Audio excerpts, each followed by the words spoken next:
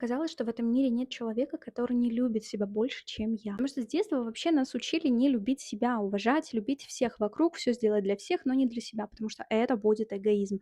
Но оказалось вообще наоборот, не любить себя — это как раз-таки самый великий эгоизм. Именно эту мысль я сегодня подчеркнула и вообще не случайно. У меня сегодня персональный день, 12 число. Это не гадание, не эзотерик, это просто цифра, у которой есть определенная характеристика, определенная вероятность событий, которые я могу сегодня прожить. То есть по этой цифре я сегодня могу впасть в депрессию, апатию, уныние, ничего не слышать, отгораживаться от мира и быть просто в жертве. Могу быть открытой к знакам, услышать эту мысль, еще раз подчеркнуть для себя и проживать жизнь из других событий. Если интересно посчитать, какой день у тебя, какие события у тебя сегодня могут быть, какие настроения, потому что именно это помогает мне не сходить с ума в этом сумасшедшем мире.